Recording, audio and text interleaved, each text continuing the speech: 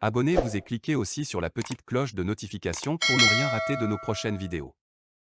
N'oubliez pas de partager aussi la vidéo et de la liker. Africa. Prenez la parole dans le JDA sur Africa Radio. Merci à tous pour vos messages. Vous pouvez dorénavant intervenir en direct dans le journal des auditeurs en composant le 01 55 07 58 00 depuis la France et depuis partout ailleurs dans le monde. Composez le 33 1 55 07 58 00 pour intervenir en direct. Vous pouvez également nous écrire sur WhatsApp au 33 7 66 19 77 69.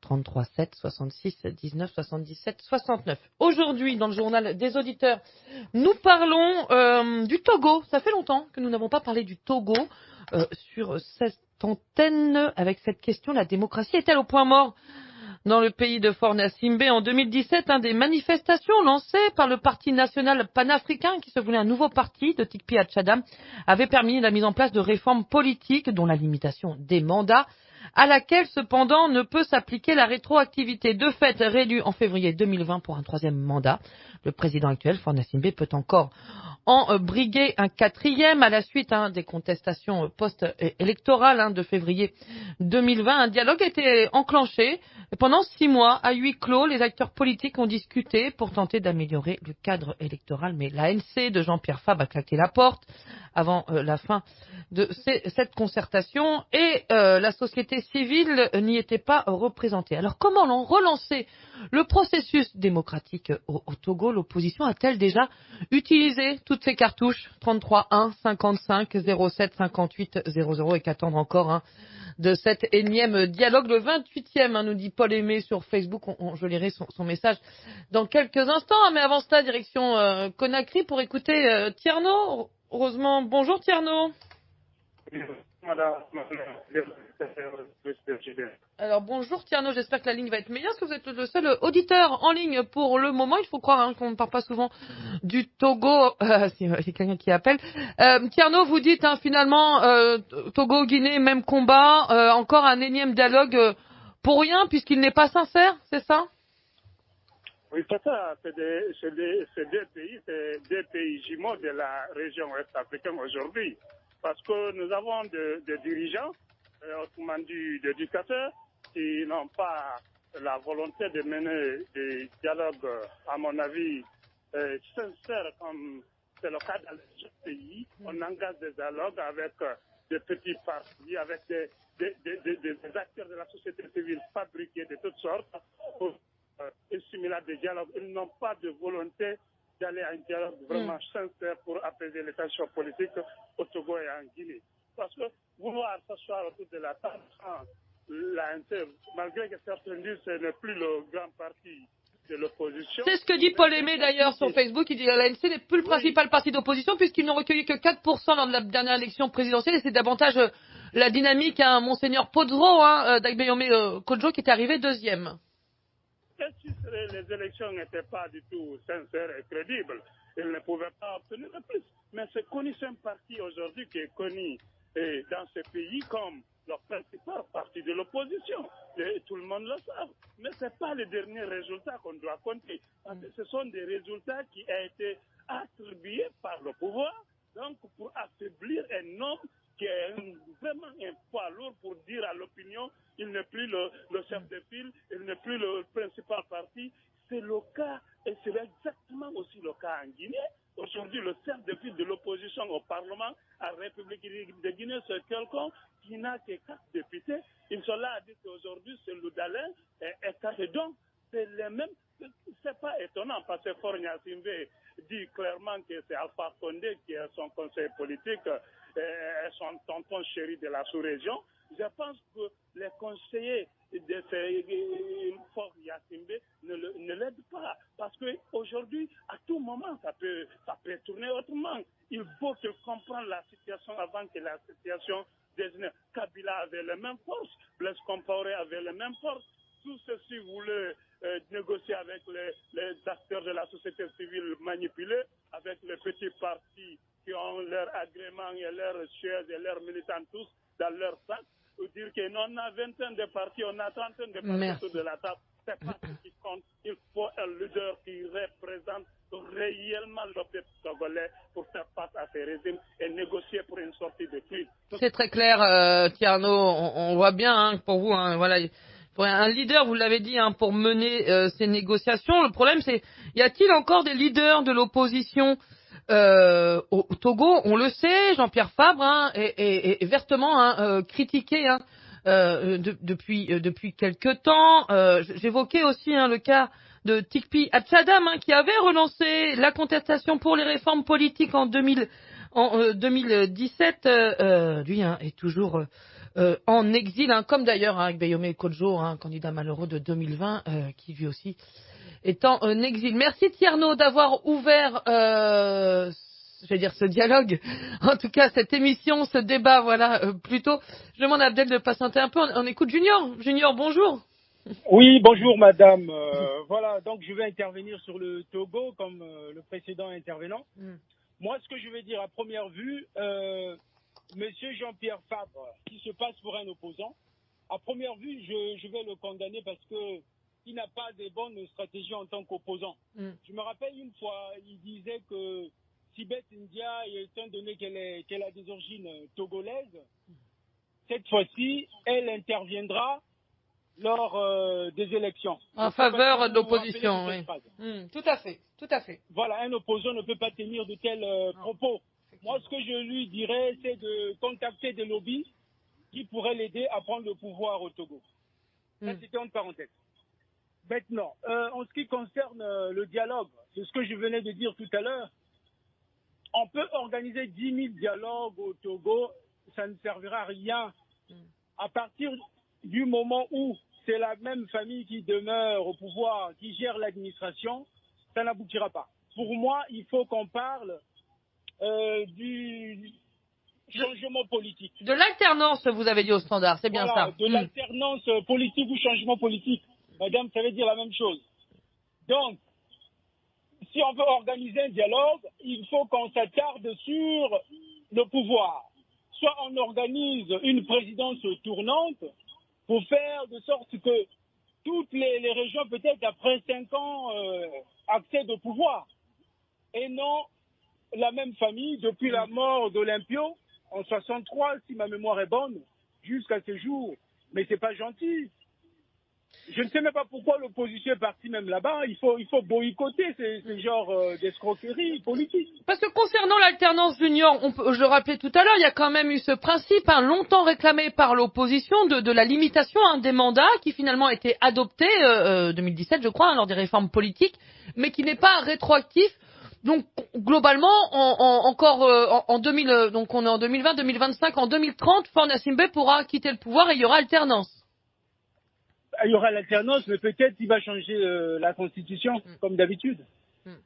Moi, je pense que l'opposition doit avoir des bonnes stratégies. Il faut trouver les moyens nécessaires pour le faire partir du pouvoir. Soit par des lobbies, parce que moi, à ma connaissance, ce sont des lobbies qui donnent le pouvoir. Hein.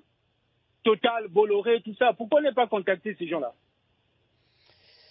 Je ne pense pas que ce soit dans leurs intérêts. Peut-être qu'il y a un changement de pouvoir, voilà, c'est peut-être là aussi. Ils n'ont pas d'autre choix que de faire des bonnes propositions. Mais vous savez que les lobbies penchent du côté de leurs intérêts. Et si un jour, par une révolte populaire, une insurrection populaire, les intérêts de ces lobbies-là seraient menacés, nul doute qu'ils pencheraient du côté peut-être du peuple. Merci beaucoup, Junior, d'ailleurs, puisqu'on parle d'insurrection, en tout cas de manifestation, pendant longtemps, de nombreuses années. Les Togolais ont marché, on se souvient des marches organisées tous les samedis à la demande de l'ANC. Les Togolais sont-ils fatigués de marcher? Venez nous le dire, si vous êtes de la diaspora togolaise, 01 55 07 58 00. Merci beaucoup, Junior. Un petit message du côté de Facebook et du côté du Togo d'ailleurs, c'est Paul Aimé. Lisa qui nous dit: rappelons que l'ANC n'est plus le principal parti d'opposition au Togo. Cette formation politique n'a eu que 4% des voix lors de la dernière élection présidentielle. Pour moi, ce 28e dialogue politique n'est toujours qu'un jeu de dupes. Le pouvoir veut encore tromper la vigilance de l'opinion publique nationale et internationale. Si tout était parfait, pourquoi les autres acteurs de la société civile n'y étaient pas associés aux discussions? On peut penser notamment à Togo debout. À l'heure actuelle, le dialogue ne peut rien donner de meilleur au Togo. La dictature cinquantenaire et militaire ne voit que ses intérêts. Si vous mettez le pied au Togo, c'est là que vous verrez la souffrance que la population endure. La dictature installée encore pour 50 ans au Togo. On va demander à Abdel, depuis Montréal. Bonjour. Bonjour, madame. D'ailleurs, je fais un petit clin d'œil à ceux qui pensent, je fais un petit clin d'œil puisqu'on parle de dictature, à ceux qui pensent que nous sommes en France en dictature. Il est plus facile de critiquer Emmanuel Macron en France que Faure Gnassingbé au Togo, sans risquer la prison. N'est-ce pas, Abdel? Oui, exactement, c'est bien ça. Vous savez, le Togo, ils parlent de tout, même quand ils parlent de démocratie, leur démocratie, là, c'est sans alternance. Le mot alternance n'est pas dans leur vocabulaire. Ils ne veulent pas entendre ça. Quel que soit le dialogue, faites tout, mais ne nous parlez pas d'alternance. Et ils prennent tous les moyens pour ça. Le papa, il a fait 50 ans, il a mis son enfant qui vit encore faire 50 ans. Vous savez, son propre frère est incarcéré depuis plus de 12 ans. Donc, ils prennent tous les moyens pour éliminer tous ceux qui veulent leur mettre les bâtons dans les roues. Donc, je sais pas demain la veille pour avoir la démocratie au Togo. C'est ça, c'est là qu'on parle de dictature. C'est vraiment dommage. Parce que et quel regard, justement, portez-vous, Abdel, sur l'opposition qui s'est peut-être fourvoyée, décrédibilisée, discréditée plutôt? Mais l'opposition est décapitalisée. Décapitée, vous voulez dire, plutôt. Ils sont décapités, excuse-moi, décapités, oui. Il y a Taviou Amorin qu'on avait tué en son temps, on est aux Gilles Olympio qu'on a mis de côté. Donc Jean-Pierre Fabre, lui, on a enfariné totalement. Gilles Olympio a fini par rejoindre le RPT qu'on appelait à l'époque, devenu UNIR. Mais oui. Agboïbo en son temps a fait tout ce qu'il peut. Qui encore a le carré de faire tout quelque chose maintenant? Le jeune Peter Sama qui avait commencé dernièrement là aussi, là, on a déjà envoyé loin. Donc, il est en exil au Ghana. L'opposition est décapitée et puis personne ne peut plus parler. Donc, c'est business as usual maintenant là. Malheureusement, c'est ça. Business as usual, vous avez dit, comme d'habitude, oui, si je traduis bien. Comme d'habitude, exactement. Voilà. Malheureusement, c'est ça. Merci beaucoup, Abdel, de votre intervention. Bonne journée. Bonne journée à vous. 33 1 55 1 07 58 1 00. On attend d'ailleurs aussi les Béninois sur cette situation togolaise. Pendant longtemps, le Bénin était lui aussi un exemple de démocratie. Désormais, les Béninois peuvent difficilement se moquer de leurs voisins. Aïko Mopongi, bonjour.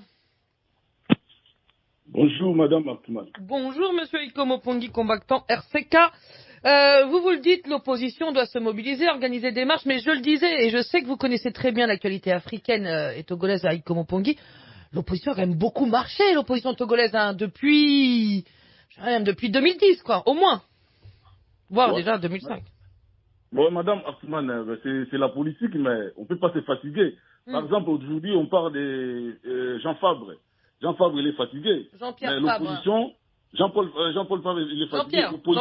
Jean-Pierre Fabre, il est fatigué, déjà vieux. Mais l'opposition, s'il se maintient toujours debout, il y aura des jeunes qui vont sortir et qui vont faire tomber et il y a des masses. C'est ça la politique. Il ne faut pas baisser les bras. Parce qu'il y a des maïlés là où nous savons que c'est un dictateur. Mais un jour, la dictature va tomber. Si l'opposition reste, ne bouge plus, là, il y a des masses va profiter. Mais si l'opposition est là toujours, Madame Abdouman, un jour, plus tard, et moi je... Mais justement, Aïko, qui pour mobiliser, vous évoquez Jean-Pierre Fabre, si je peux me permettre sans faire d'accusations fallacieuses, parce qu'on disait beaucoup au moment de 2020, beaucoup de Togolais avaient perdu confiance en Jean-Pierre Fabre parce qu'on disait que la nuit, voilà, il allait parfois au palais, vous savez, un peu ses opposants la journée et plutôt partisans du pouvoir la nuit, qu'il avait perdu un peu sa crédibilité. Vous entendez ça?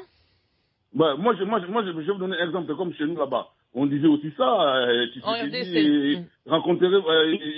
allait voir Mobutu la nuit. Mais comme l'opposition de Kinshasa nous étions toujours debout pour faire partie de la dictature. La dictature est tombée, c'est toujours comme ça. Il y a beaucoup d'exemples. Madame, en Afrique, c'est comme ça. Mais moi, je vais dire aussi à l'opposition de ne pas laisser la politique des chaises vides, parce que la politique des chaises vides ne paye pas. Si l'opposition ne veut pas aller au dialogue, rester toujours à son côté, là, Yadema et son clan resteront toujours au pouvoir pendant des siècles et des siècles. Mais moi, je demande à l'opposition de se mettre toujours debout, organiser des marches, des sit-ins partout, bouger l'opposition et bouger le pouvoir, que le pouvoir qui se sent menacé. Moi, je vous dis, Madame Asiman, un jour, Yadema tombera et la dictature va tomber et l'opposition ne pas se fatiguer, vous dites, Aiko, on entend bien, merci beaucoup, Aiko Mopongui qui demande à l'opposition de persévérer. Alors, Doudou Aruna apporte peut-être une réponse, hein. Il dit le problème du Togo n'est pas seulement 55 ans des Gnassingbé au pouvoir, mais une très grande partie de l'opposition est aussi corrompue. C'est peut-être aussi ça l'avantage, hein, des régimes autoritaires, hein, qui ont plusieurs dizaines d'années, c'est qu'ils se sont aussi peut-être installés dans toutes les couches de la société. Patrick, bonjour. Bonjour. Écoutez, moi j'interviens sur votre émission encore aujourd'hui. J'ai entendu Abdel de Montréal qui vient de dire tout à l'heure que Jean-Pierre Fabre a été enfariné. Moi je pars régulièrement au Togo, j'ai jamais vu Jean-Pierre Fabre être enfariné par quelqu'un. Ça me dit rien, je pense que c'était peut-être, il s'est fait rouler dans la farine, peut-être. Alors vous savez quoi, Patrick, Abdel est encore au bout du fil, on lui demande tout de suite ce qu'il a dit précisément, si vous voulez bien. On va faire de l'interactivité. Abdel, qu'est-ce que vous avez dit sur Jean-Pierre Fabre? Vous êtes toujours là? Ah oui, bon, il était toujours là, mais il nous écoute plus, c'est pas grave. Bref, Patrick, allez-y alors. Il a été par qui? On sait pas. Non, je pense pas, effectivement, c'est pas l'information, on n'a jamais eu cette information, oui. Bah, on sait pas s'il a été enfermé par qui, on sait pas, mais le problème c'est qu'est-ce qui fait réellement le travail qu'on attend, on sait pas. On dit il y a la dictature, oui, mais la dictature perdue parce que peut-être une partie de l'opposition aussi accompagne allègrement, je veux dire, ce pouvoir. Et j'ai posé la question hors antenne tout à l'heure à votre réceptionnaire qui disait, il fut un temps on a attendu, il aurait été l'imitation de la signature d'un certain nombre de présidents. On ne sait pas ce que ça en est, est-ce que c'est vrai, c'est pas vrai.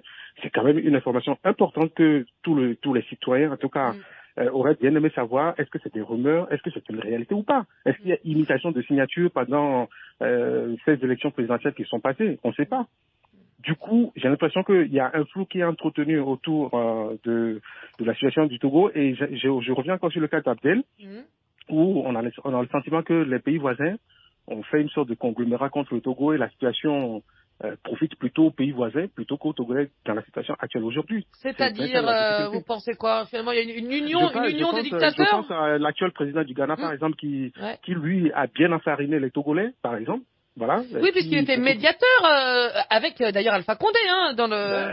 Moi, je parle des pays voisins. Alpha Condé, c'est encore autre chose. Oui. Si on veut élargir un peu plus, oui. Mais les pays voisins, on a le sentiment que il y a un semblant de démocratie chez eux au lieu d'aider aussi leurs voisins togolais pour progresser dans le même sens. J'ai l'impression qu'ils veulent plutôt le maintenir dans la situation de la dictature pour que ça leur profite en premier lieu, puisque les investisseurs, tout l'argent qui sort du Togo, ça va où aujourd'hui?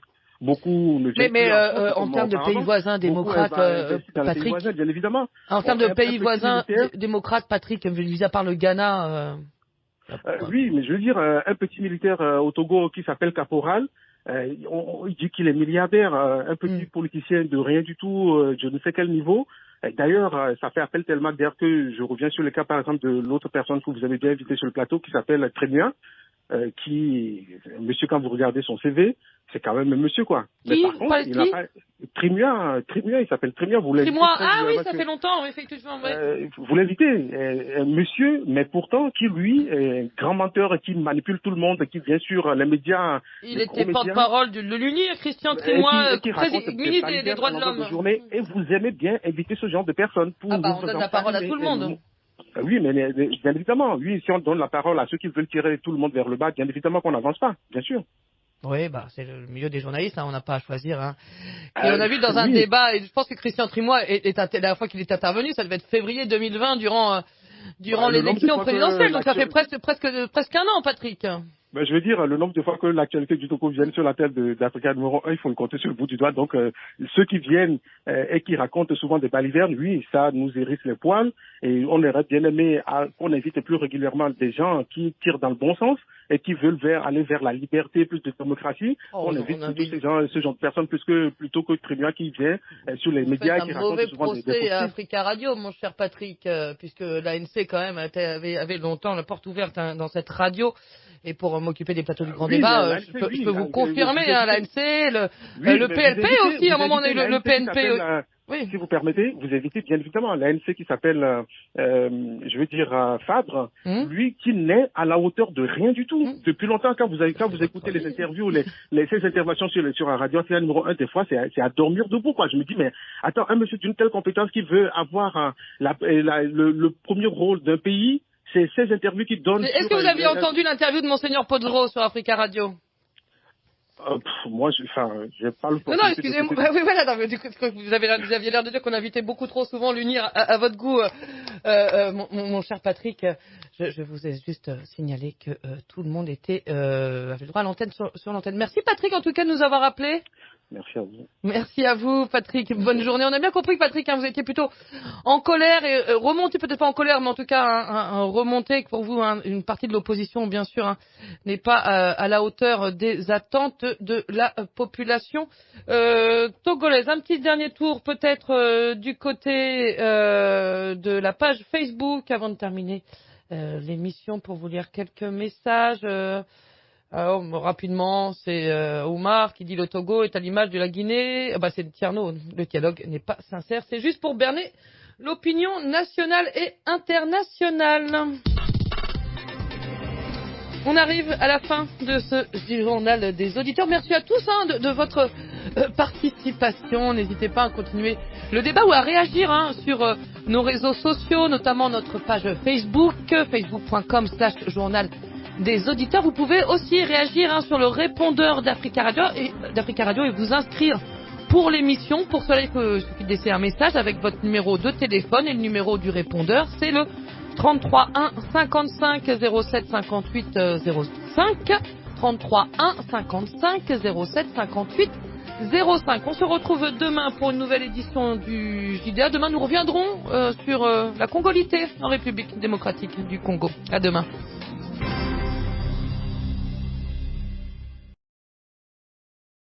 Likez la vidéo si ce n'est pas déjà fait. Laissez aussi votre point de vue en commentaire.